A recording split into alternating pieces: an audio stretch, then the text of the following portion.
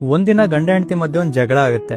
ಜಗಳ ಆದ್ಮೇಲೆ ಗಂಡ ಬೇಜಾರಲ್ಲಿ ಸ್ವಲ್ಪ ದೂರದಲ್ಲಿ ಇರುವಂತ ಟೀ ಶಾಲೆಗೆ ಹೋಗ್ತಾನೆ. ತುಂಬಾ ಬೇಜಾರಲ್ಲಿ ಕೂತಿರ್ತಾನೆ. ಆಗ ಪಕ್ಕದಲ್ಲೊಬ್ರು ವಯಸ್ಸಾಗಿರುವಂತ ಮುದ್ಕ ಇರ್ತಾರೆ. ಆ ಒಬ್ಬ ಅಜ್ಜ ವ್ಯಕ್ತಿ ತುಂಬಾ ಗಾಬರಿಲಿ ಇರ್ತಾನಲ್ಲ, ಅದಕ್ಕೆ ಏನ್ ಮಾಡ್ತಾನೋ ನೀ ಮಾತಾಡಿಸ್ತಾನೆ, ಏನಕ್ಕಪ್ಪ ಇಷ್ಟು ಗಾಬರಿಲಿ ಇದೆಯಾ, ಏನಾಯ್ತು ಅಂತ. ಆಗ ವ್ಯಕ್ತಿ ಹೇಳ್ತಾನೆ, ನೋಡಿ ಅಜ್ಜ, ನಂಗ್ ಮದ್ವೆ ಆಗಿದೆ, ನನ್ನ ಹೆಂಡತಿ ದಿನ ನನಗೆ ತೊಂದರೆ ಕೊಡ್ತಾಳೆ, ಬೇಜಾರ್ ಮಾಡ್ತಾಳೆ, ತುಂಬಾ ಹರ್ಟ್ ಆಗುತ್ತೆ, ನನಗೆ ಏನ್ ಮಾಡ್ಬೇಕಂತಾನೆ ಅರ್ಥ ಆಗಲ್ಲ ಒಂದೊಂದ್ಸಲಿ, ಅದಕ್ಕೆ ಇಲ್ಲಿ ಬಂದು ಕುತ್ಕೊಂಡ್ಬಿಡ್ತೀನಿ ಅಂತ ಹೇಳ್ತಾನೆ. ಆಗ ಅಜ್ಜ ಹೇಳ್ತಾನೆ, ನಾನು ಹೀಗೆ ಇದ್ದೆ, ಹೆಂಡತಿ ಜೊತೆಗಿದ್ದಾಗ ತುಂಬಾ ಇರಿಟೇಟ್ ಆಗುತ್ತೆ, ಬೇಜಾರಾಗುತ್ತೆ, ಅವಳ ನನಗೆ ಅರ್ಥ ಮಾಡ್ಕೊಳಲ್ಲ, ಅವಳು ಇಲ್ದಿದ್ರೆ ನಾನು ಆರಾಮಾಗಿರ್ತೀನಿ ಅಂತ ಅನ್ಕೊಂಡು ಭ್ರಮೇಲಿದ್ದೆ. ನಾನು ನಿನ್ನಂಗೆ ಒಂದಿನ ಮಾತ್ ಬಿಟ್ಟು ಆಚೆ ಬಂದಿರ್ತೀನಿ ಮನೆಯಿಂದ.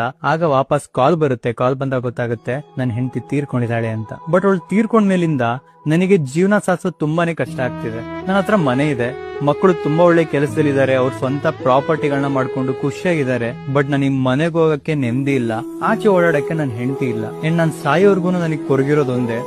ಇದ್ದಾಗ ಇನ್ನೂ ಸ್ವಲ್ಪ ಚೆನ್ನಾಗ್ ನೋಡ್ಕೋಬೋದಿತ್ತಾ, ಅಥವಾ ಅವಳಿಗೆ ಈ ರೀತಿ ಖುಷಿ ಪಡಿಸಬಹುದಿತ್ತಾ, ಅವಳಿಗೆ ಸರ್ಪ್ರೈಸ್ ಕೊಡ್ಬೋದಿತ್ತಾ, ಹೀಗೆ ನನ್ ತಲೆ ಓಡ್ತಿರುತ್ತೆ ಹೊರತು ಅವಳಿದ್ದಾಗ ಆ ಬೆಲೆ ನನಗೆ ಗೊತ್ತೇ ಆಗ್ಲಿಲ್ಲ. ನಾನ್ ಮೊದ್ಲು ಅನ್ಕೊಂಡಿದ್ನಲ್ಲ ಅವಳು ಇಲ್ದಿದ್ರೆ ನಾ ಖುಷಿಯಾಗಿರ್ತೀನಿ ಅಂತ, ಹಾಗೂ ಒಂದಿನೂ ಇರಕ್ಕಾಗ್ಲಿಲ್ಲ. ನಂದೇನೋ ಕಾಲ ಮುಗೀತು.